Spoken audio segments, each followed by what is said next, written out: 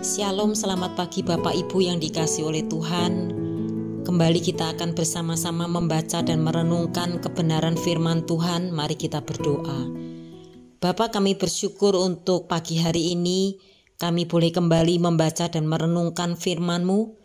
Tuhan, tolong kami agar kami boleh memahami dan mengerti serta melakukan kebenaran firman Tuhan.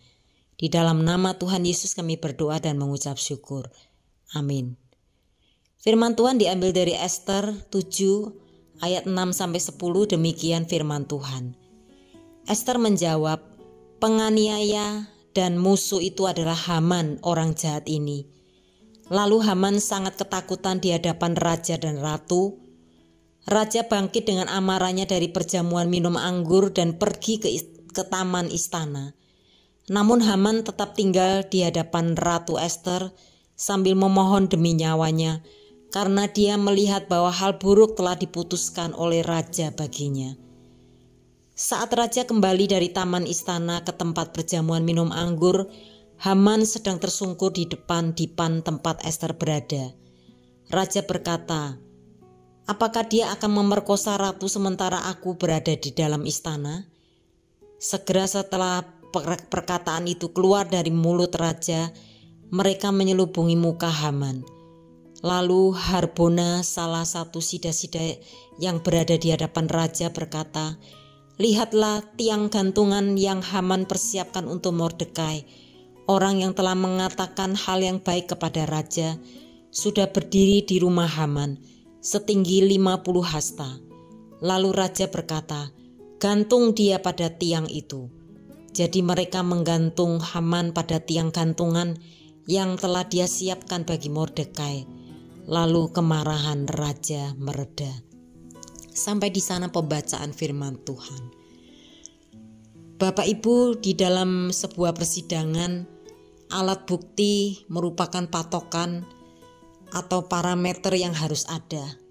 Sah atau tidak sah dalam sebuah perkara tergantung kepada alat bukti yang ada. Di dalam KUHP pasal 184 ayat 1 dicantumkan kriteria alat bukti yang sah, yaitu keterangan saksi, keterangan ahli, surat petunjuk, dan keterangan terdakwa. Alat bukti hanya memperkuat kesaksian yang dibuat oleh seseorang. Dengan menghadirkan dua alat bukti dalam persidangan, siapa yang benar dan siapa yang salah akan segera diketahui kebenarannya. Bapak Ibu, Ester yang mengundang Raja Ahasiweros dan Haman dalam perjamuan makan ingin memohon belas kasihan raja atas ketertindasan bangsanya.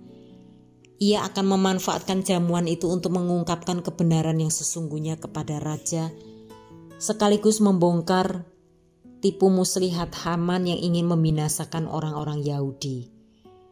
Bapak Ibu, di sini kita melihat bahwa jamuan makan hanyalah strategi Ester untuk menyenangkan hati raja.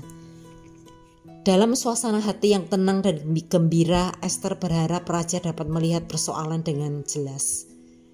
Ternyata pengaduan Ester membuat raja naik pitam terhadap Haman. Kemarahan raja semakin meluap ketika melihat Haman yang dianggap kurang bermoral. Kesalahan Haman semakin menjadi berat saat salah seorang sida-sida yang bernama Harbona melaporkan kejahatan-kejahatan Haman kepada raja. Kemarahan raja pada akhirnya membuat Haman digantung pada tiang buatannya sendiri.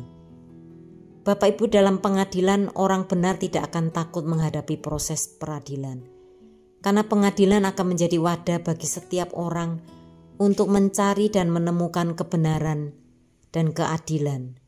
Demikian pula dengan orang percaya, sepatutnya kehidupan setiap hari menjadi kesaksian dan bukti nyata akan kehadiran anugerah dan karya keselamatan Allah di dalam kehidupannya.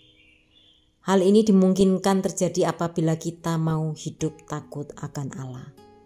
Marilah Bapak Ibu kita hidup di dalam takut akan Allah, dan kita akan memancarkan kemuliaan Allah di dalam kehidupan kita. Amin. Mari kita berdoa. Bapa, kami bersyukur untuk firman-Mu yang mengingatkan kami untuk kami hidup di dalam takut akan Allah. Kami mau berjalan di dalam terang Tuhan, di dalam kehendak Tuhan, di dalam melakukan segala sesuatu. Kami tidak mau melakukan hal-hal yang melukai hati Tuhan dan tidak menjadi kesaksian bagi orang lain. Tuhan, tolong kami agar kami terus boleh berjalan di dalam kehendak-Mu.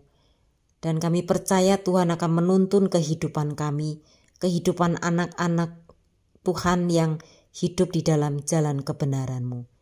Di dalam nama Tuhan Yesus kami berdoa dan mengucap syukur. Amin.